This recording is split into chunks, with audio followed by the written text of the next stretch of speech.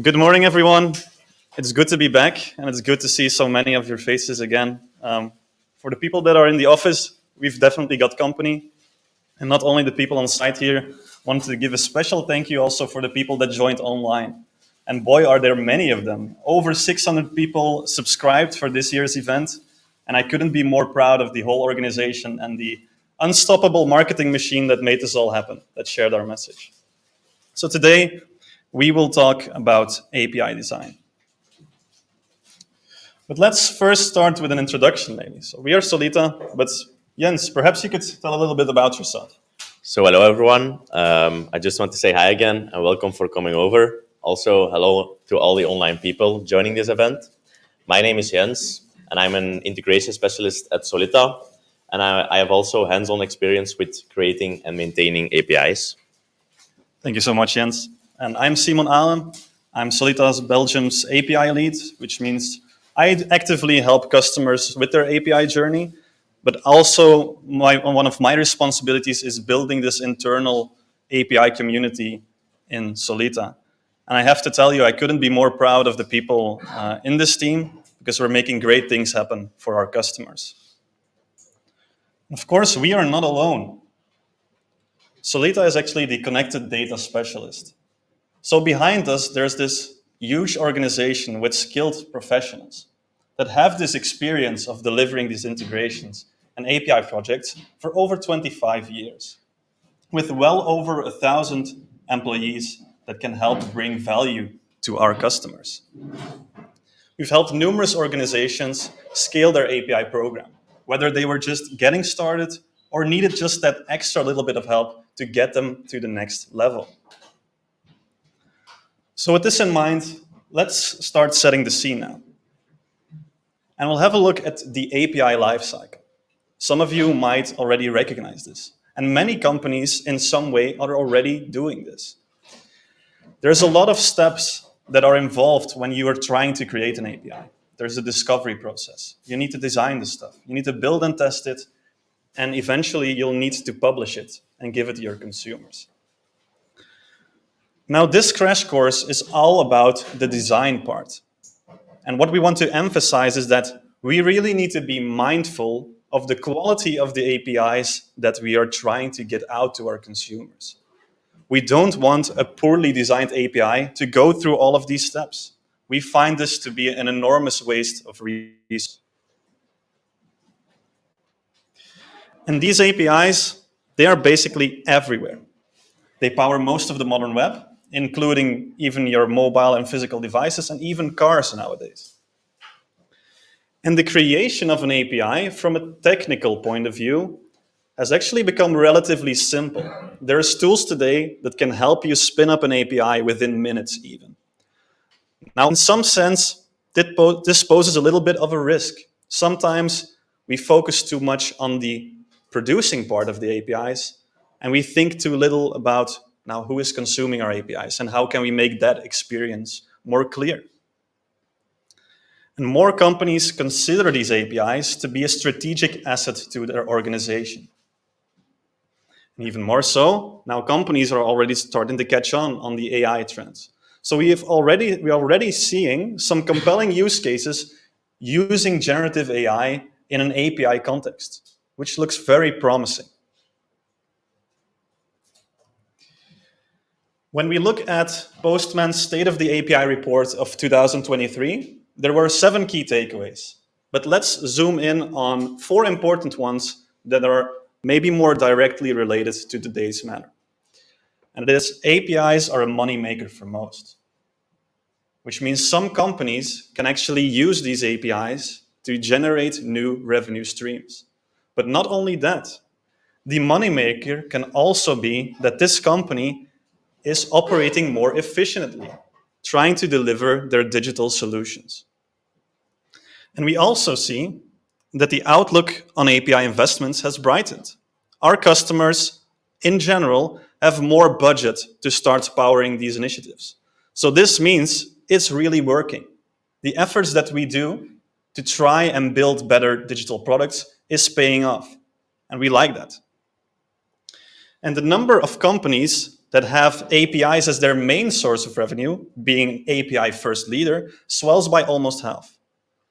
So this means there's definitely some value in there for any company. Now, this one is maybe a little bit less positive, but when API developers exit a company, they leave a big hole. And at the end of the presentation, you'll start to understand why this is so closely related to API design and how improving our practices there can alleviate this risk. So let's have a look at the agenda. So to start off, my colleague Jens will take you on a journey on API design principles and techniques. So we'll share what we have learned over the years engaging with our customers and share some insights of what worked and what didn't work. Next up, we'll dive a little bit deeper into API specifications. And after that, we will teach you how to properly evolve your APIs and document them even further. And to end off, we'll set you up with a few next steps to help you get going further on your API journey. So without further ado, please welcome Jens. Thank you, Simon. So let's start our journey about API design and design it in a way that consumers will love it. When referring to consumers, it can be your in-house API developers or even partners from your company or external consumers. So we have seen over the years when observing companies that the qualities of a good API consist of three pillars. The first one being straightforward. So the consumers knows at first sight what to do when they see the API. Next one is being designing the API in a reliable way. So it's pretty consistent and the consumer feels comfortable using it. The last pillar of API design is structured. This means organizing everything in a way that it's meant to be so the consumer understands it. So let's start off with straightforward. I will start off with an analogy with everyday object. Consider this remote I'm holding. You also see the one on the slide. When it was handed to me, we didn't really need to think of how to use it. It's actually designed in a way that we already can predict what it will do. Probably the button with the arrow in the middle will go to the next thing, and the button below will go to the previous one. And you can think of the button at the top that will probably be a laser pointer. So it's actually named in a visual way, like a visual arrow that you understand what it will do. This is something that we don't have in the digital world when it comes to APIs. Then you need to think about naming certain things in a way that the consumer will understand it.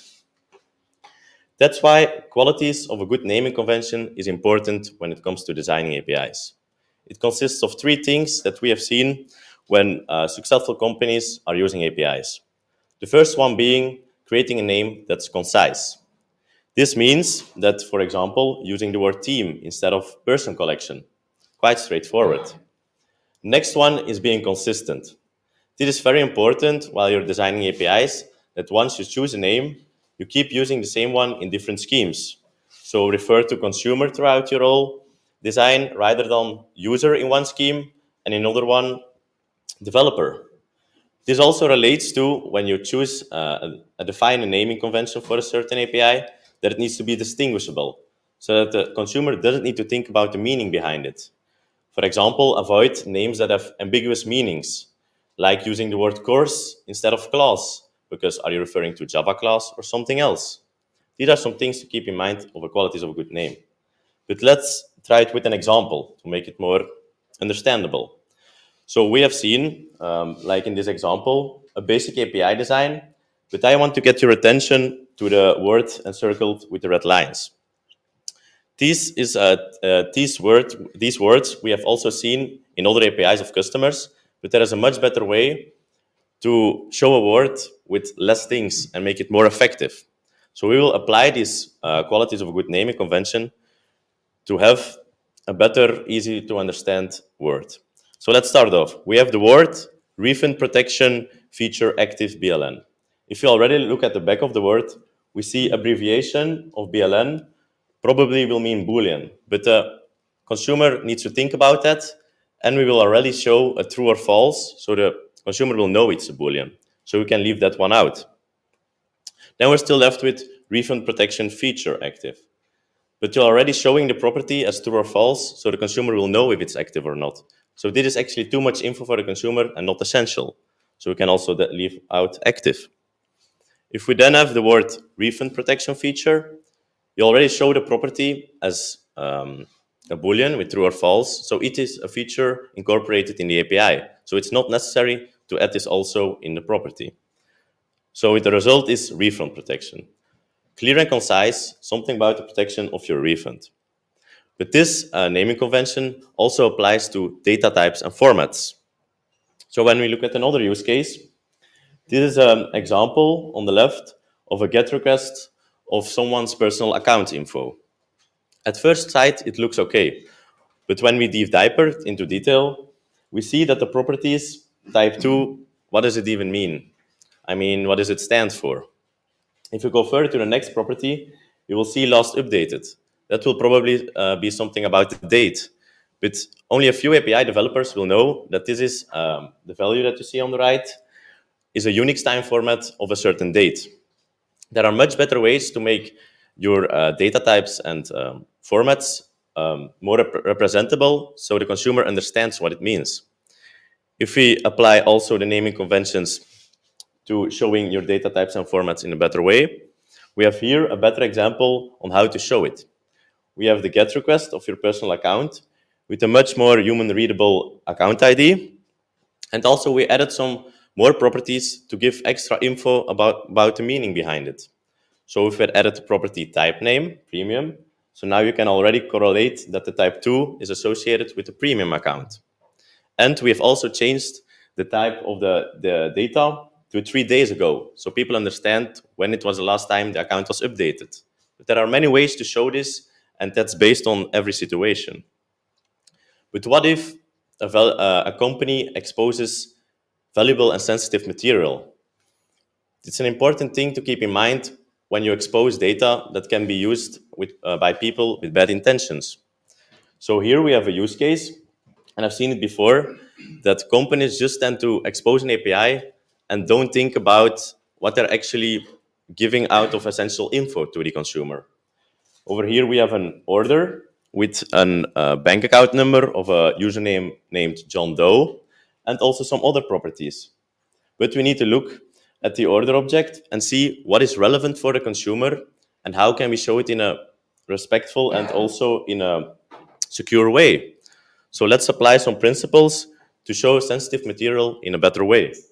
If we see at the right, we have a better result where we will show the bank account number in a way that has been done sometimes when you only show the 5 last numbers of a certain bank account so the consumer can confirm it's from him. We also have left out some properties that are really not essential based on the goal that the consumer is trying to achieve. Like, for example, the remaining balance. Why does it need to be there? Does he need to know it after an order? Not really. So it's always important to keep in mind what the consumer needs to see and why that is. But when it comes to API design, companies, when they create APIs, they always tend to think about a happy path, that everything will go like it's supposed to be. But that's not true. And that's where error feedback comes in place. So a little bit background about error feedback. You have the common HTTP status codes. So the HTTP status codes from 200 range are successful responses when you do a certain request to get some info. The 400 range HTTP status codes means that we have an error on the consumer side and that the consumer did something wrong or forget to input something. And the 500 range error codes is an internal server error on the server side. And API designers tend to design APIs and just have the basic error feedback like always, but this is not enough. We actually need to think through what the consumer needs to do next. So actionable feedback is actually quite important when designing error feedback. So here is an example of a return response when there is a bad request 400. So now this error feedback will be sent to the consumer, and the consumer can already read, we're missing a property end date. End date is mandatory.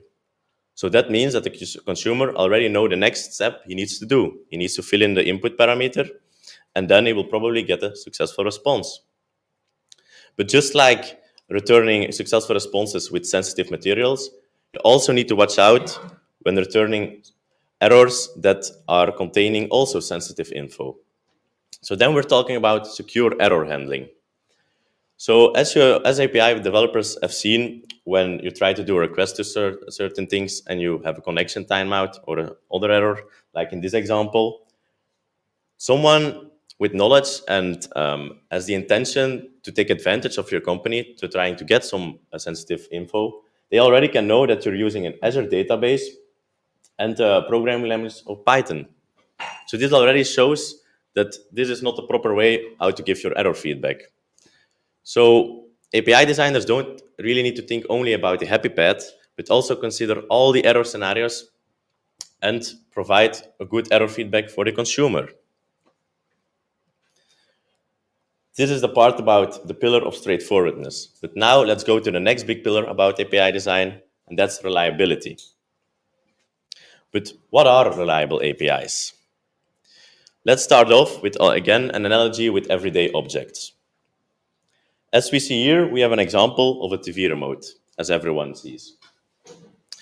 And next, we have two other examples of two interfaces of a music application on SoundCloud and Spotify. But where I want to get your attention to is, what do you see that is common between the three of them? If we go dive into detail, we see that there is some consistency between of them three. And what I mean by that is the three buttons you see. And probably you will know what the three buttons will do. The one on the left will go to the previous one, the one in the middle will pause, and the one on the right will go to the next one. But why am I showing you this? As you see, the TV remote was invented years ago, and now you're still seeing this consistency across other things that are created now. This also applies when creating APIs.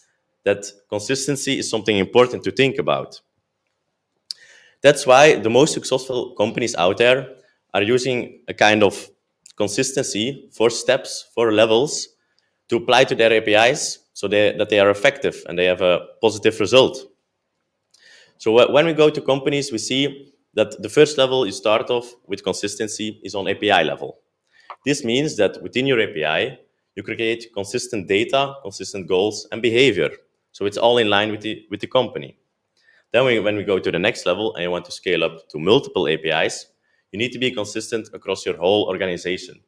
What it means is that you kind of need to develop a design style guide that all the teams within your organization should be in line with, so there is consistency and consumers will know that they are coherent to the company.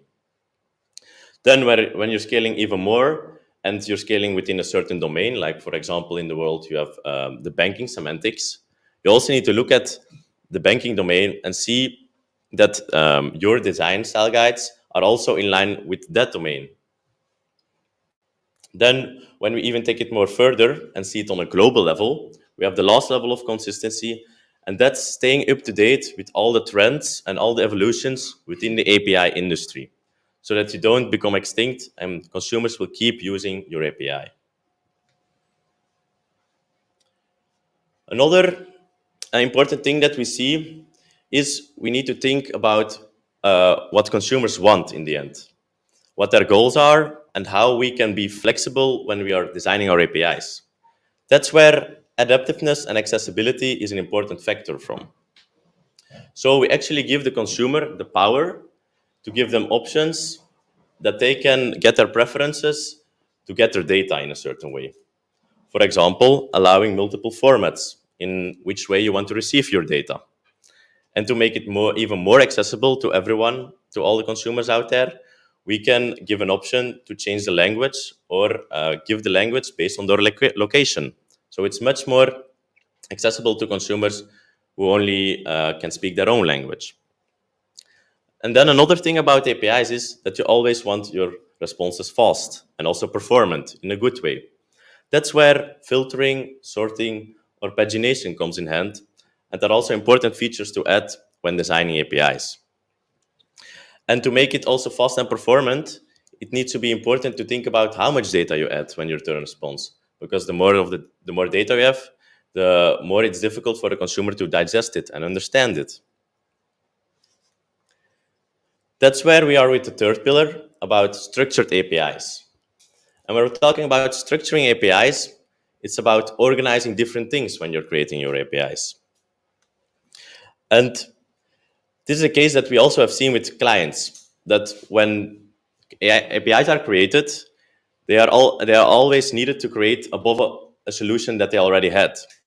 So when they have a solution within a company and they need an API to communicate with a knowledge system, they just want it fast and effective. But then the data is shown in a way that how the solution was made and not in a way that the consumer can understand it. So this is not a way when it comes to API design. So here we have an example on how to resolve this problem and how to transform this data example that it's meant for a consumer to understand and put there for a reason. So over here we have an example of a JSON object, but I want to get your attention to the first property, refund prediction true, and the last one. The API designer knows that they are correlated with each other, but we need to find a way how the consumer can understand that they are associated with each other. So these are two properties that are related with no connection. Let's try a first transformation to see if this is a better one. The first one is that we will group them based on position. So we know that they are related to each other, so let's put them together. But still, when we look at the two properties, we see that you don't really see association between the refund protection and the limit. So let's try and group them maybe on association. So rename them so people know that they are associated with each other. Then we have refund protection, but also we added to the limit refund because they are related to each other. But as you can see, we know where we'll go to, is use these two transformations and become with the result grouped on position and name. So we're left now with refund protection true and refund limit. They are next to each other and also priority to show to the consumer that they have a refund protection. But as you can see, we see two words refund in the same name. So we can even go even further and create a substructure of it. So it's even more clear that they are related to each other. So now we have ended with grouped on the substructure, refund protection, active and true. So now we actually just organize data without even adding metadata and showing it a much more readable way for consumers. But as you see here, you see some properties. But what if we have tons of data to show to the consumer? So then we're talking about the amount of data you want to show. And over here we have an example of a personal info of a person named John Doe. But as you see, these are already quite some properties, but the essential ones to show. But it's always important after a while when you add so much metadata to determine the number of properties you want to show and the functional relevance behind it. The more properties you also have, the more organization effort, because you want the consumer to understand it, so they need to be placed in a way that they will. And the higher number of properties you have, you also still need to think, is it still usable for the consumers? But when we're talking about organizing data, we also need to talk about organizing goals. So when you're designing something, mostly the order, as you see here in the example, these are all goals. So a request method to get to a certain goal that the consumer wants.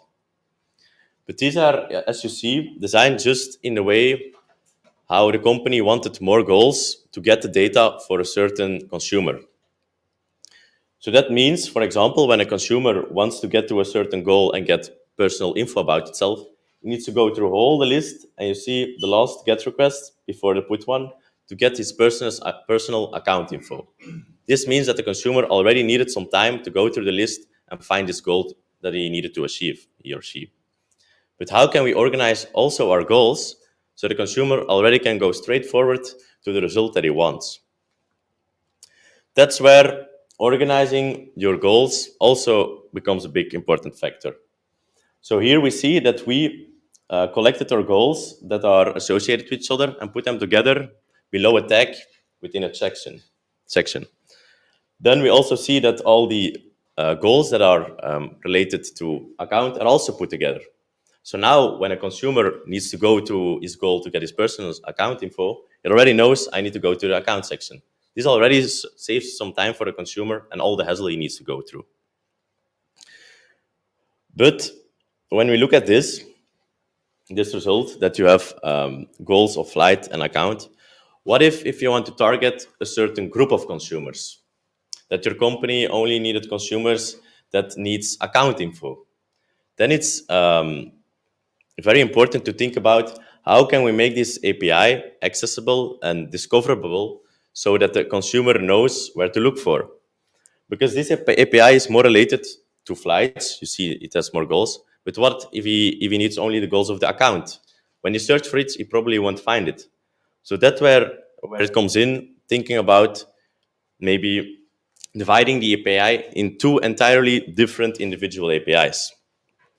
Because now you can also reuse this part, the account API, or maybe the flight API in the future, so that you don't need to start all over again. And now also the account API is much more discoverable for the consumer if he needed something about the account goals. So some key takeaways about the three big pillars that I've just talked about, to do a little recap, is when it comes to straightforwardness, you need to think about all the naming conventions you do and also apply that to data types and formats that they are easy to understand. Try to show as less data, but still enough that the consumer has all the essential things he needs and he understands it. Next, we also have the reliable part of API design. That's more about being consistent. Because being consistent, then people can predict what they need to expect and feel intuitive what to do when they see the data. And when we're talking about by data, we are talking about the last pillar, structuring it in a way that their consumers can understand it and digest it. But all this, when you do this design and deploy it, how do you know if you're doing it well? That's by asking your consumers. It's something so important that some companies tend to forget, just deploy their API and see what happens. But it's so important to have a feedback loop of the consumers and try to listen to them and update your APIs and keep evolving them so that the usability is still high. So now I will give the word to Simon, and he will talk about the lessons we have just learned now and apply it to a use case. Simon? Thank you so much, Jens. Very well explained. Round of applause, please.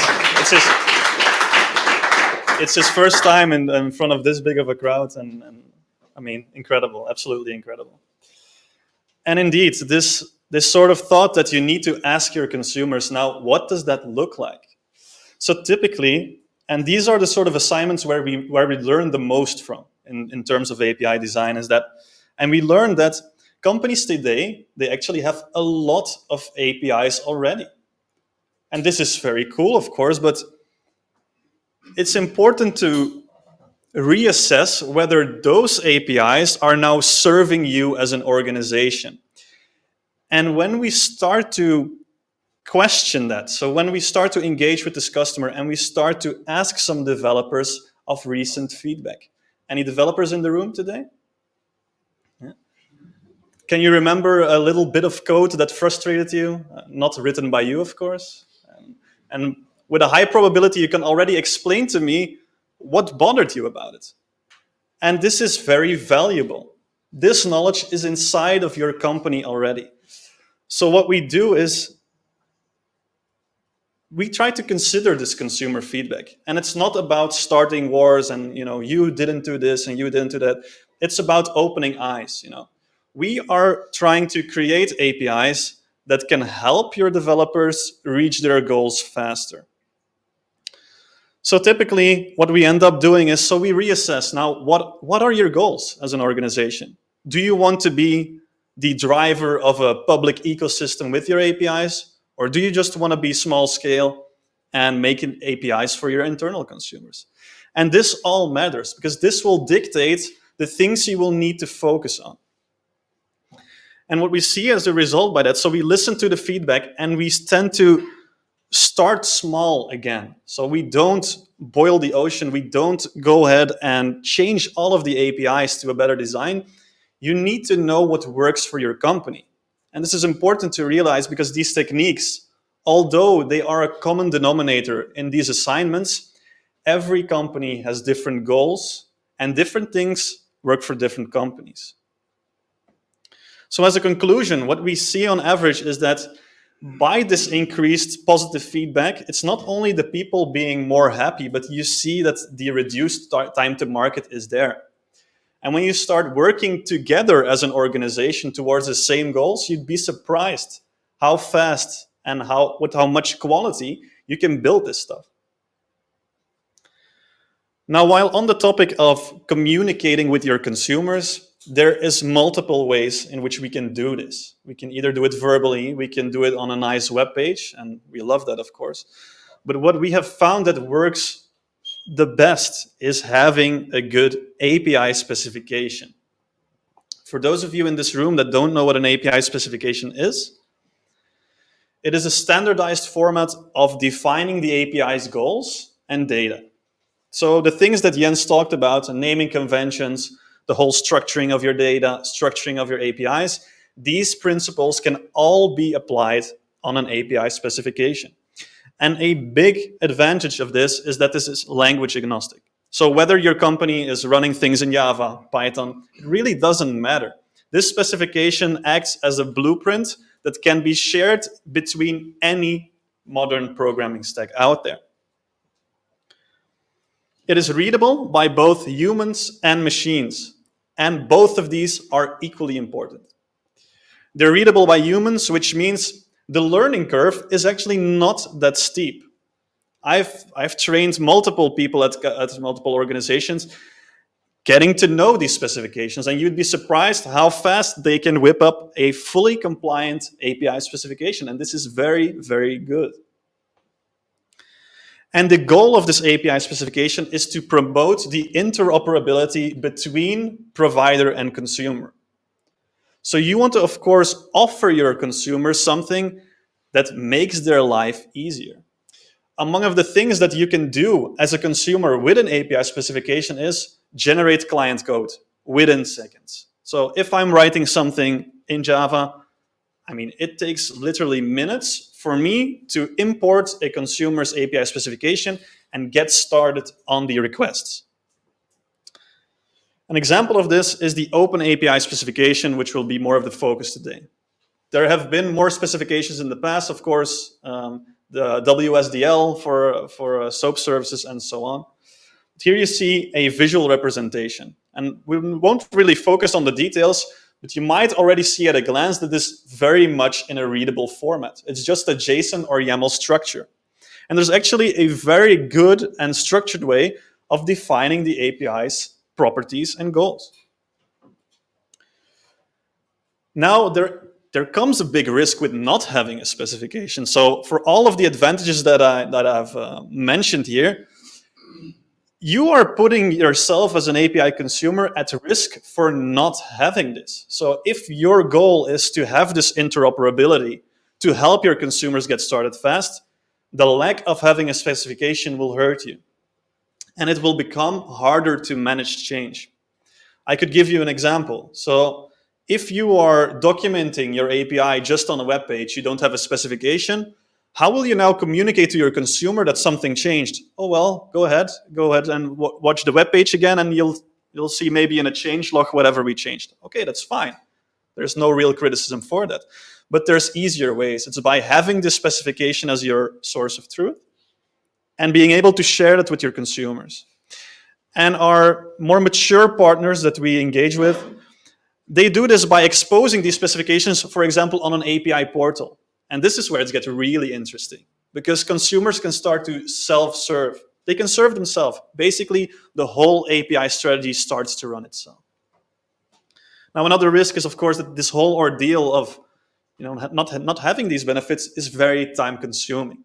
And when we look at whatever was promised with an effective API strategy, time consumption, lots of time is not one of those things that are promised. And I'll try to emphasize this with a case that we've had trying to develop a strategic mobile app for one of our customers. And unfortunately, it would seem to be the case that a very important capability of this app was realized by needing a third-party API. So naturally, our customers, and us, of course, included, we had no control of what this APIs was going to be like. We didn't really have any idea what the level of quality was going to be. And of course, we are in the year 2023. I think it was almost safe to assume that there would be at least some kind of specification there already. We've seen it all over the place. I mean, I've probably built more specifications than I can count right now. But unfortunately, the API was only documented as an HTML page. So again, they did the effort of documenting it, which is a very good thing. There's, of course, tools that can help you communicate this better to your consumers. Now, even though that this documentation seemed complete, so we went ahead and we got started on the API. So to start off, we needed to manually get everything from the web page. We did a lot of copy pasting. We checked the data types, does this match? And once we get to the early testing, we start to realize, this documentation doesn't match the reality of your API. Now, then you come to realize now, what was there first, the documentation or the API? And more often than not, the API was probably created already. And then somebody decided, we need some documentation. We need to start sharing this with consumers. Now we need to document it. And of course, many of you will notice that documentation is maybe more prone to being out of date. But if you use this specification as the starting point, so before you even make the API, if the specification is what you focus on for both development and sharing it to your consumers, this problem will not occur. And the conclusion for this, and it's very unfortunate, is that the integration cost of this project went up. And we gave this feedback to this third party, saying, we really expect it to have a better experience integrating with your product because they have a very valuable product. Now, do you want to be the organization that has a great amount of value but can't really communicate it to your consumers? This is very unfortunate. This is very, very unfortunate. And especially because this API was very performant. So that's almost funny. It's the API that we have the least problems with, but it took so long to integrate with. It's needlessly long. So what we do typically when we work together with our customers is adopting this specification-first approach. And most of you already know this as a design-first approach. So before you even get started on a project, and we'll explain this with the same case. So we've developed other mobile apps where we decided, we're going to build these APIs that are going to power this thing. So the first step is that analyst teams, they work together with stakeholders and implementation teams to make sure to get this blueprint right before even any of the backend development started or front-end for that matter. So as a result, an open API specification was built and multiple teams can confidently rely on the specification and start building their stuff respectively. So this is where the fun begins. The backend teams and the front-end teams, they now work simultaneously. I mean, do you already see the gain that you have right here? And even more so, later stages of the project, this specification proved to be even more useful. So what testing teams do is they have this blueprint, right? This blueprint will show you, these are my requests, these are my responses, and these are my data structures. So for testing purposes, they can actually prove to be quite useful. They can validate, by validating it with the specification, that the tests are okay.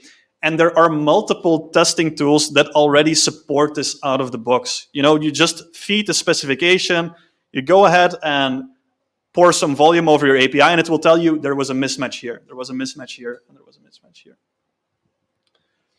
Now, building the specification should be easy. If there's this amount of value inside the specification, it should be relatively easy for someone. And this is why there are tools today to make your life easier. Now, we talked about these specifications being machine readable. And not only does this mean that clients can quickly generate client code for your API, it also means that these specifications can be validated. And validation of these kinds of files we do with using linters. Now, for those of you that don't know what a linter is, maybe the developers that develop in Java, Python, or any programming language, linters, they will help you focus on your code semantics. It will give you warnings saying, this doesn't quite look right. Maybe you should correct it to this. So it's an engine. It's a solution that will guide you in the creation of the Open API specification. And we've seen this be so valuable, especially for companies that are running already at scale. So can you imagine that your company, and some of you might already relate, your company has hundreds of APIs. Now, will you place the responsibility of validating the stuff onto a person or multiple persons? This can end up to be a very costly ordeal. So the real gain here by using these linters is to facilitate the API design review. So naturally, you will be discussing with your colleagues, with stakeholders, what is it that this API is going to be supposed to do? What are the data types? What are the structures? And you want to focus on that. I wouldn't want to place the responsibility on someone, you're going to check now if all the properties are camel case. I wouldn't wish this upon my worst enemy, this kind of job. So there's less focus on the semantics. You can define rules within linter saying, we need to validate this. This needs to be in our specification. These are the rules. And you can start to focus more on the core goals.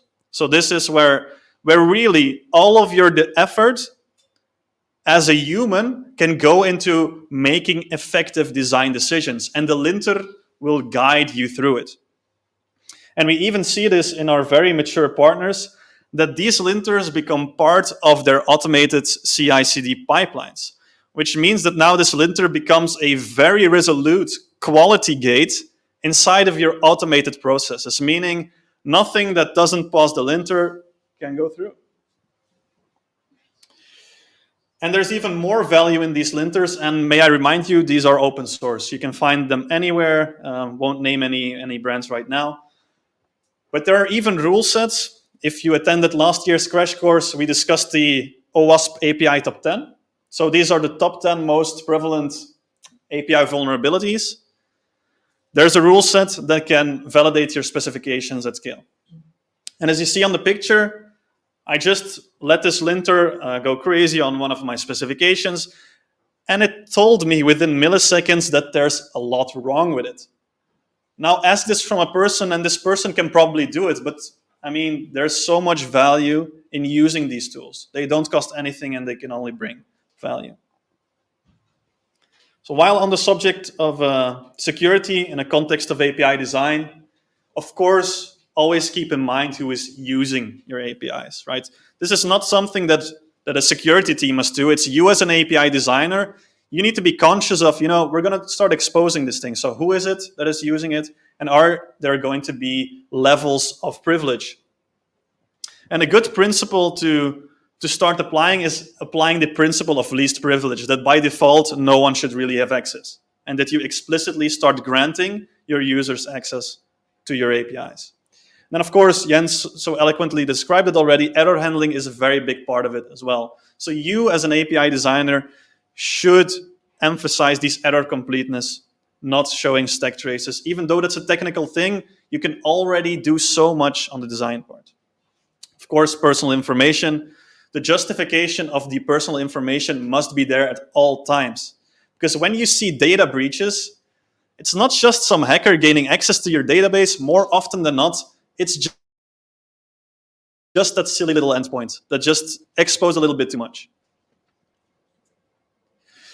Now, if software development has taught us anything, is that things change, and they change a lot. And you'll see why this is also actually closely related to how you design your APIs.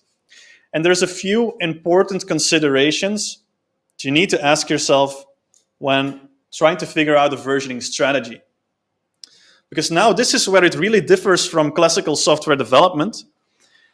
You're building things for consumers, which means let's have a very good case. I have an API.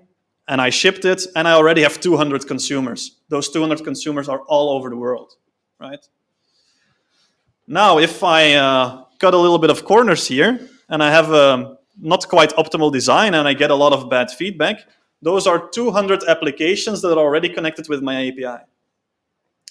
So it's important to consider how many versions of the API will I support, because naturally at some point you will have to move to the next level.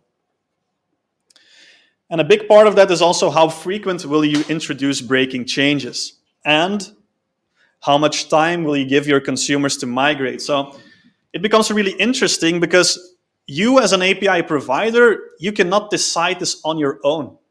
And this is why in these projects, really you would think it's about APIs, but it's about how can you get your people to work better together. And considering this and defining a good strategy that works for our organization can do you wonders. And to give you one, maybe the most used way of versioning APIs is by applying semantic versioning. That given a number, major.minor.patch, any major change would be an incompatible API change and would break consumer applications. And then, of course, minor and patches can still be done on the same endpoint without necessarily creating impact for your consumers. Now we'll show the risk with cutting corners here for a web shop case. So what we noticed in this assignment was that an API was already shipped to actually quite maybe a dozen web shop developers. And this API was very valuable. So it exposed product information for web shop developers. Now to cut corners, because of course, time to market is always important. And with this API design practices, we don't necessarily want to say, you need to slow down and put on the brakes. No, maybe slowing down for a few more days can be so much more beneficial in the long run. So this original API was shipped as soon as possible. And even though the data was complete, it was completely unstructured. So, I mean, from a technical point of view, this API, it does the job, right? But these 12 web shop developers alone had a lot of trouble integrating with this API. And even though at the end they got it to work, you need to understand that if your vision is to promote this reuse and to attract more consumers to your API program, that this problem will not go away on its own. And that any sort of attempt to improve the design of the API will result, unfortunately, in a breaking change.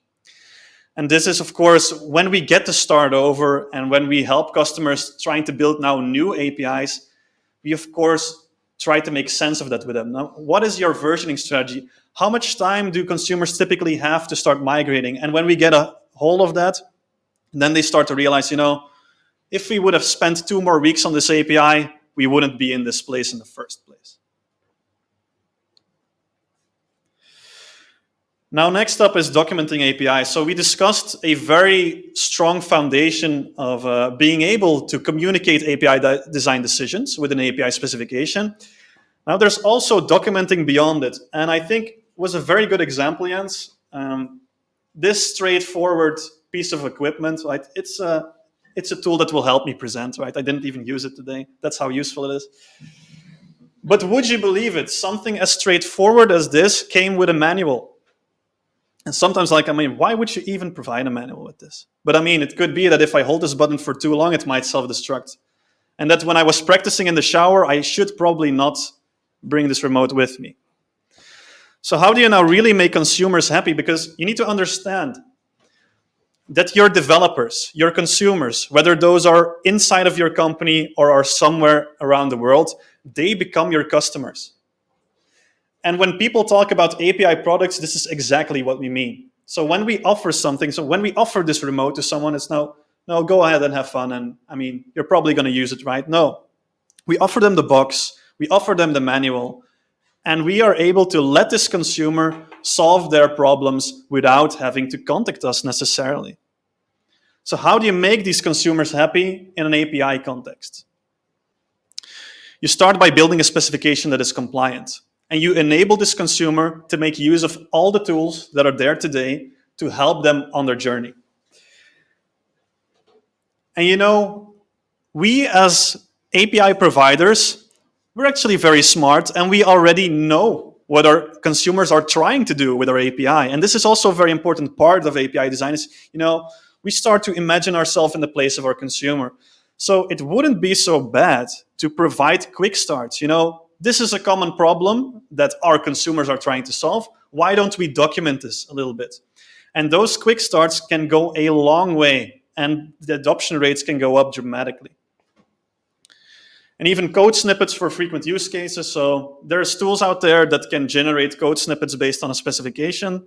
And also troubleshooting. So as Jens already explained, not everything goes well all the time. But if you know what can go wrong and you want to guide your consumers through that whole ordeal, then documenting this troubleshooting process can also go a long way. And this isn't really about, I gave you everything, I gave you the guide, now read it, and you shouldn't really be contacting us. No, this process is something that can only be done when you ask your consumers for frequent feedback. And this is really very important. So when we go to a customer, and unfortunately this isn't the case, we cannot go there and say, you need to do this, this, this, and when you have all of these things, your consumers will be happy. This is unfortunately not the case, and you need to do this on a step-by-step basis. So now next steps. So you found what works. So you're doing this design thinking, and you're starting to think of the ways that you can improve the design. Now you found what works. Now it's time to bring it to the next level. And if you remember the slides about the 4 levels of consistency, this is where you now start to document those API design decisions. And this is a document or a sort of piece of information. Some call it the API style guide. Some call it the API design cookbook. Some call it the API design guidelines. But really what it is you formalize whatever worked. So you start agreeing on the architectural style that you chose as a company. So are you using REST? Are you going to use GraphQL? Are you going to use something else? What is the specification that we as an organization will use to guide our consumers? Is it going to be the Open API specification, for example, and which version of it? Then, of course, the naming conventions. So if you found what works for your organization, it's important to now start documenting these. Error handling mechanisms as well, and the versioning strategy and more. So now really, when you start to formalize this, it becomes actually quite easy for your consumers, for your providers rather, to create APIs that are more or less in line with the design decisions that your company agreed on. Now, in the early stages of building this API style guide, by no means should you force your providers to use this. You should see it more as, we are going to help you build great stuff. And if you want to build this, we have the knowledge and the support to help you through this process. And the more and more your organization starts maturing now, and these APIs are starting to become more strategic, now it's really important. And now you've had this experience of guiding your API providers through these API design decisions, and you can start to be more strict with it. And none of what we discussed today, none of these efforts are worth anything if you don't make your work discoverable. So I can create the most perfect API specification. If nobody can find it and nobody can see it, then that's really unfortunate. And this is where our partners tend to maybe start to engage a little bit more into platform thinking, where maybe we should need this API portal, right? Where we can start publishing our documentation, our specifications, and can let consumers self-serve them. And of course, these design decisions, you can make those discoverable by including them in a training path for API designers. And we see this with a lot of our companies that we work with, and this works very effectively. So when you look again at the cycle, this is where the design step would be more or less clear, and you can really start to focus on, right, now we're going to build it. Now we're going to test it, and now we're going to deploy and publish it, perhaps on the API portal now. And you'll see that the cycle time will become shorter and shorter, because this whole design ordeal, even though it's an upfront investment, this will become easier over time. So with that being said, I would like to please open the floor for Any questions?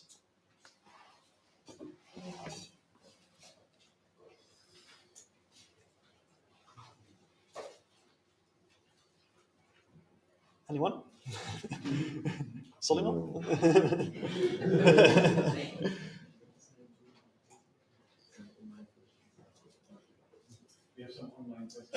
Okay. Can you bring that? Yes, bring them on.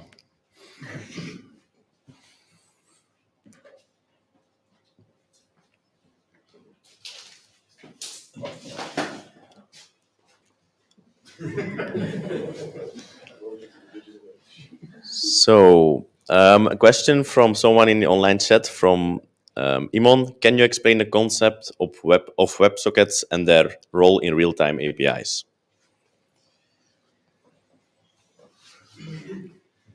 Something to think about. I guess what we discussed today was more or less in a context of RESTful APIs and building stuff for consumers. But I guess this is a very more or less technical question. So WebSocket is just another architectural style in API design. And is of course important. It's actually a very relevant question because more companies are starting to now invest in more real-time activity, right? So the classic API, the most prevalent one, is RESTful. But RESTful is still a request and response basis. So a consumer needs to request for data and will, within a synchronous way, get the feedback back. So more in a WebSocket and webhook context, you're starting to form these connections with your consumer where you can perhaps send status updates without necessarily having this conversational style of interacting with your consumer. So again, which architectural style that you choose will be dictated by the use cases that you have as an organization. And there is no real clear winner above any architectural style. You need to figure out what works for your use cases. A second question that is in the chat, is specification first better than tools that auto-generate specifications based on existing code? Why and why not? Great question again. And generating specifications based on an API that was already developed, I think it sort of doesn't stress the importance enough of building the right thing, right? I'm not saying that developers are not keeping their consumers in mind, but more often than not, when we approach an API from a technical point of view, which means we have a solution now, we're going to build an API on top of it very quickly. Now we generate a specification. While it is the case that you still have these advantages of generating client code, we start to lose our advantages of what we discussed today. Is there then really this actionable step in the process that is going to decide whether this specification is the right one and whether that the presentation of the data is appropriate for our consumers? So this is where generating or sort of creating the specification from the ground up can offer you more value. But again, I don't necessarily think it's a bad thing. So if you're doing a code-first approach, a quick win is actually to generate the specifications. You'll just lose out on a lot of value. Should we include stack traces when developing APIs, but avoid it when deployed to production only? I have a very resolute standpoint here, is that even though your API is internal, doesn't actually matter, right? So if your API interacts with a backend system, I think the logging on the backend system should be appropriate to handle errors there. But when we're looking at an interface, people might not know the system that's behind us. And this is the whole point of creating these APIs. It's building an interface so that your consumers don't need to worry about what's in the back. And that you can translate these stack traces to appropriate error feedback is really what will generate more adoption for your API. Because imagine I use a random API from another team and I get a stack trace, and it's a very cool stack trace. I recognize this is Java, right? Probably this is wrong, but that doesn't do anything for me as a consumer. So again, I wouldn't say just delete your stack traces. I mean, don't show them to your consumer. I mean, still capture them in your backend applications, but give your consumers the reduced cognitive load that they so desperately need. Some more questions. One from Jakub. What extension of the REST API standard would you suggest when the consumer must have the possibility to select the fields in the response? I guess when designing a RESTful API, I mean, one thing is clear: you should be very deliberate in the structures you want to show to your consumers. So it should be clear, this is the data that you're going to get. So really, on specification level, I don't think there is a very clear way on how to do this. Above all, you need to communicate with your consumers what's in your API. But when talking more about giving your consumer the option to choose which data, I think this is more starting to hint towards more GraphQL kind of architectural style, where you as a consumer can start to pick pieces together and start to form your own request in a sort of SQL basis. So I guess more going towards the GraphQL style will maybe give you a more appropriate way of handling this thing. Thank you for your answer, Simon. Then some more questions. What standards should be followed when architecting API development when to go for multiple cloud portability? Yeah. Thank you for that question. I guess it's creating APIs that are in a multi-cloud context. I think even though it's a technical point of view, so you want this multi-cloud interoperability, I think the principles still remain the same. So when you're creating APIs, the real idea is to have this interoperability. And of course, approaching this from too much of a technical point of view might hinder you, because there's a lot of tool-specific, cloud-specific complexity that can reside in these sort of built-in APIs. So going multi-cloud, I think, only more emphasizes the fact that this design thinking should be something that you think about in this context. One more question, Jasper, or that's it? That's it. All right, then. Wait, we have another one. Yeah. I have a question regarding language. Sorry. I have a question regarding language. How do we get language corporate-wide? Because in other organizations, we see that there are pillars, and a client can mean a whole other thing in another pillar. Mm-hmm. So it's a simple question, but a very hard one. And indeed, this is a very common problem indeed. And we talked about the qualities of a good name being non-ambiguous, but even the sort of example that we put on the slides, the account, an account for a salesperson means something very different as that it means for accounting or someone else. So this is very difficult, and there is no true solution for it. But what can help you in this process is, alongside of your API design guidelines, is starting to work on glossaries. Within the API design context, and especially when you're building APIs up from your domain, there needs to be some kind of resource that will guide consumers in this domain what everything means. Because in an ideal context, you'll have one guide, and all of your operational units can use this guide. But in reality, there can be multiple, right? And so having this transparency about what things mean is something that business units on their own can start to take responsibility for. And this is also, again, what will promote the cooperation between business units. We thought about this stuff. This might be confusing for you. This is what a person or account means for us. And you as a consumer should realize this. Does this answer your question? Okay, good. Any more questions? Okay. And I guess we can close here.